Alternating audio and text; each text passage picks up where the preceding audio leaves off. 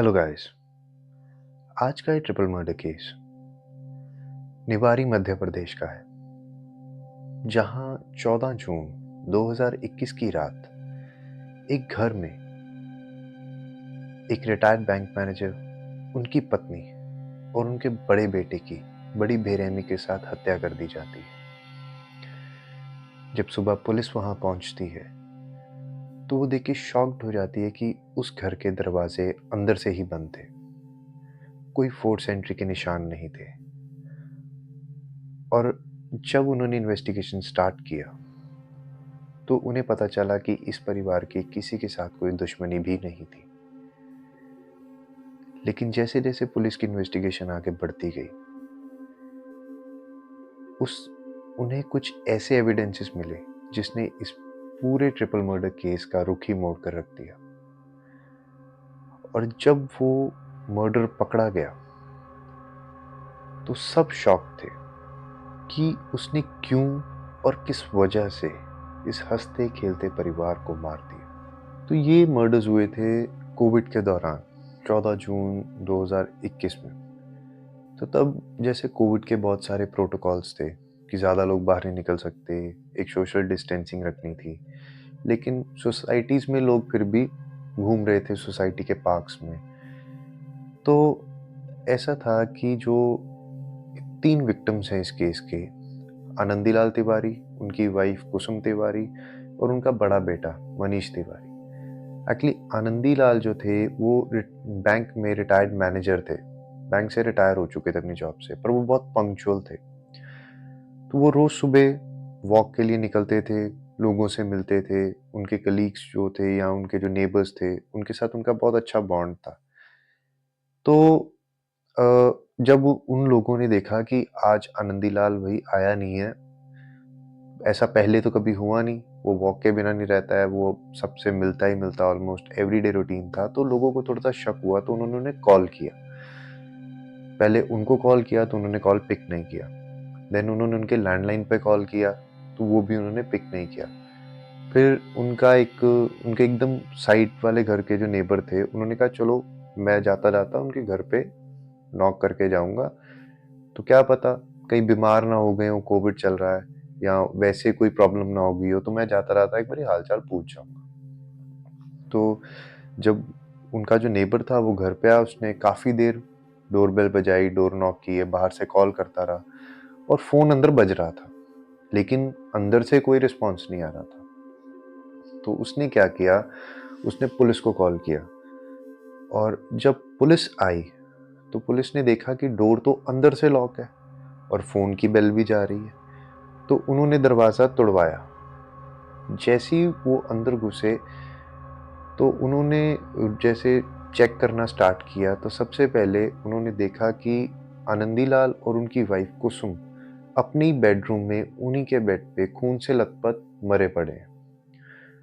तो फिर उन्होंने जब दूसरा रूम देखा तो जो उनका बड़ा बेटा था वो भी सेम ही कंडीशन, उसको भी पूरा खून से लथपथ पूरा बेड पे, वो भी लाइफलेस पड़ा था।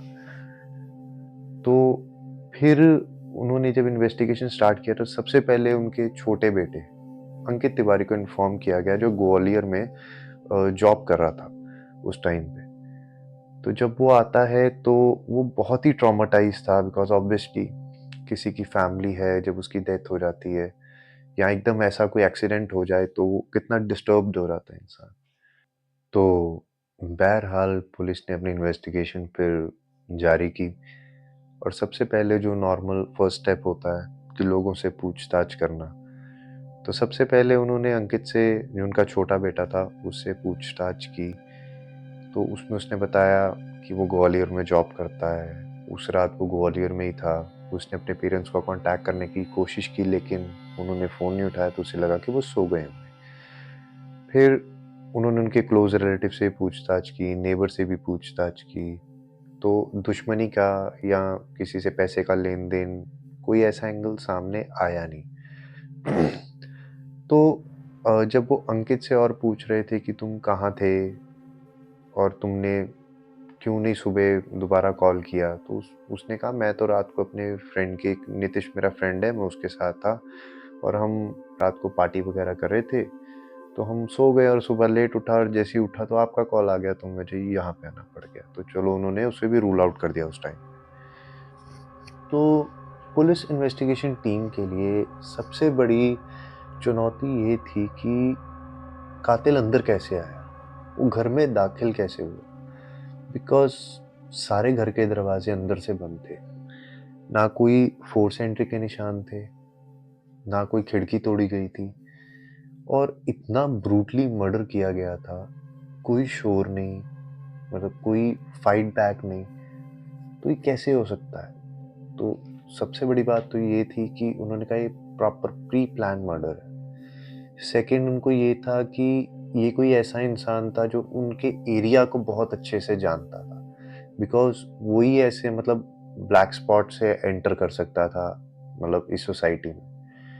और फिर चलो उन्होंने आसपास जहाँ जहाँ से उनको सीसीटीवी अवेलेबल हुआ, ठीक है ना, उन्होंने वो कलेक्ट किया। तो उन्होंने जो उस केस के मतलब ना इंचार्ज थे, और जो पुलिस ऑफिसर इंचार्ज थे, उन्होंने बहुत जल्दी डिसाइड कर लिया था कि देखो हमारे रात के 1:30 से 3 बजे के बीच में मर्डर हुआ है, तो आई विटनेस तो मिलने से रहा। तो उन्होंने क्या किया, उन्होंने ये केस बहुत जल्दी ही साइबर सेल वालों को इन्वॉल्व कर लिया उस केस के अंदर। साइबर सेल का एक्चुअली काम क्या होता है कि वो डिजिटल फुटप्रिंट्स को फॉलो करते हैं, कि उस स्पेशली आपके फ़ोन के जो लोकेशंस हो गए कि हाँ भाई उस टाइम वहाँ पे कौन कौन से मोबाइल की एक्टिविटीज़ थी, कौन वहाँ पे आया, कौन वहाँ से गया, या वहाँ पे कितने सेल फोन्स एक्टिव थे। तो जब वो उन्होंने इन्वेस्टिगेट करना स्टार्ट किया कि कौन कौन से सेल थे जो वहाँ पे एक्टिव थे, तो पुलिस वाले शॉक हो गए, क्योंकि जो उनका एक जो सस्पेक्ट उनकी लिस्ट में नहीं था, उसका फ़ोन वहाँ पे एक्टिव था, और वो था उनका सबसे छोटा बेटा अंकित।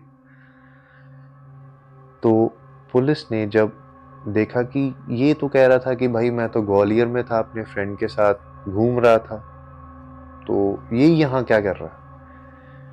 तो पुलिस इन्वेस्टिगेशन टीम ने क्या किया, सबसे पहले देखा कि ये आया कैसे, उन्होंने ये पता लगाने की कोशिश की। तो जिस फ्रेंड का उसने नाम लिया था, अब पुलिस ने उसका नंबर वगैरह ले लिया था, तो उन्होंने देखा वो भी उसी सोसाइटी में उसका फ़ोन भी एक्टिव था। तो चलो उन्होंने सबसे पहले टोल प्लाज़ा जो आता है ग्वालियर और मध्य प्रदेश के जितने भी मतलब उस रोड के नेशनल हाईवे के टोल प्लाज़ास थे, उनकी फुटेज उन्होंने मंगवाई, वो देखनी शुरू कर दी। उसमें नीतीश की जो गाड़ी थी, वो 2 टोल प्लाज़ा से गुजरी थी। तो जब उन्होंने फिर घर के पास एक एटीएम मशीन थी, वहाँ पे देखा, तो उसके सामने से भी वो सेम गाड़ी पास होके निकली थी।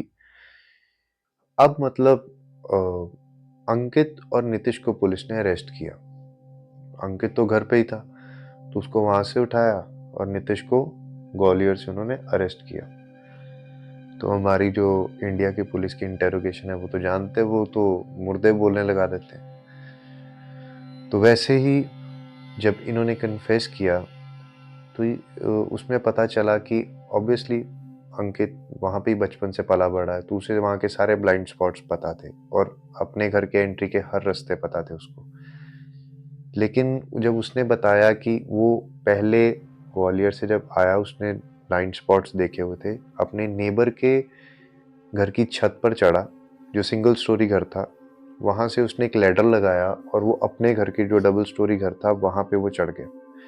वहाँ पे जैसे हम वेंटिलेशन के लिए बनाते हैं, जो जगह बनाते हैं, उन्होंने वहाँ से एंटर किया, और अंकित और नितेश ने सबसे पहले उसके बड़े भाई को टारगेट किया कि अगर मम्मी पापा को पहले मारने गया तो वो आ जाएगा और वो फाइट बैक करेगा, शोर शराबा होगा, लोग इकट्ठे हो जाएंगे। तो सबसे पहले उसने अपने सोते भाई के सर पर हैमर, हथौड़े से और सरिये से, जो लोहे की रॉड होती है, उससे उसने वार करना स्टार्ट किया, और तकरीबन 35 से 40 बार वार किया।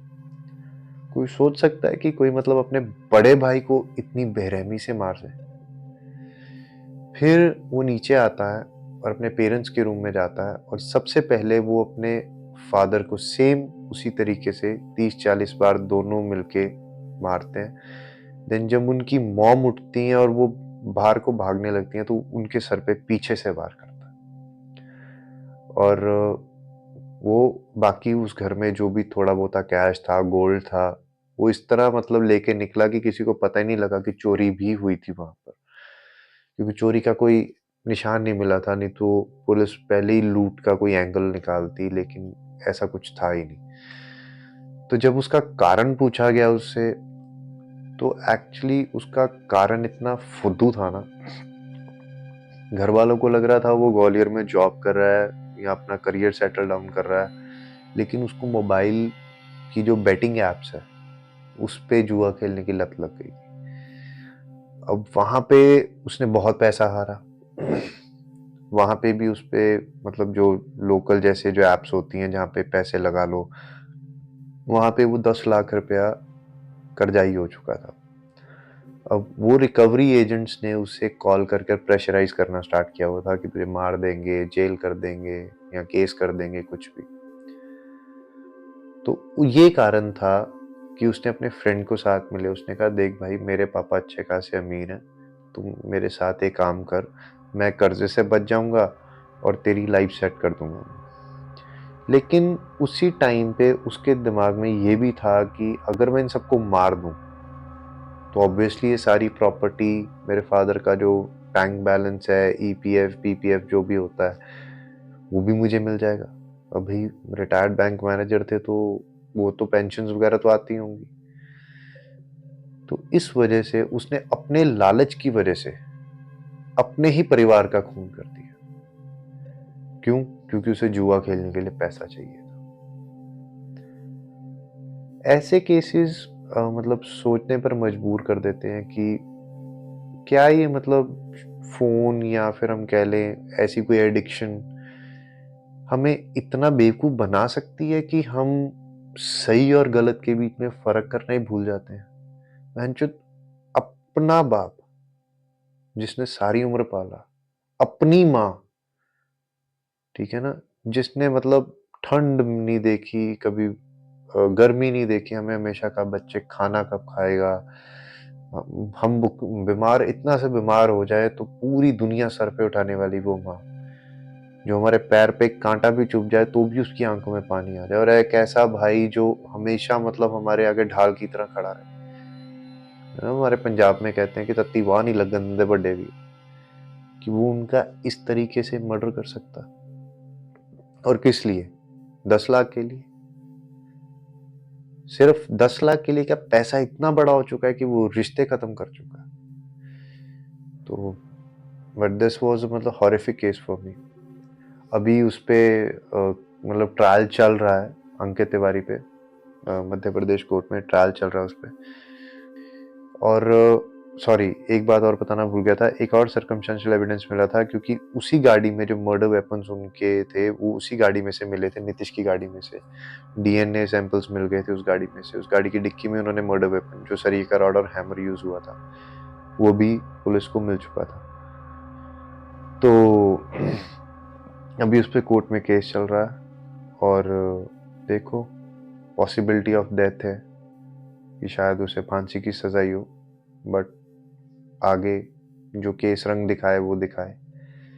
बट हमें उन विक्टिम्स के बारे में मैं हर वीडियो में बोलता हूँ अपने कि नहीं भूलना चाहिए, जो कुछ लोगों के लालच के कारण अपनी जान गंवा बैठते हैं, कुछ लोगों की हैवानियत के शिकार हो जाते हैं। सो आई होप आप लोगों को ये केस स्टडी अच्छी लगी होगी, एंड प्लीज़ अपने व्यूज़ कमेंट्स में ज़रूर बताया कीजिए, and do like, subscribe and share to the मतलब इस वीडियो को। और हम अगली वीडियो में जल्दी मिलेंगे। This was crime chronicles. Ram Ram.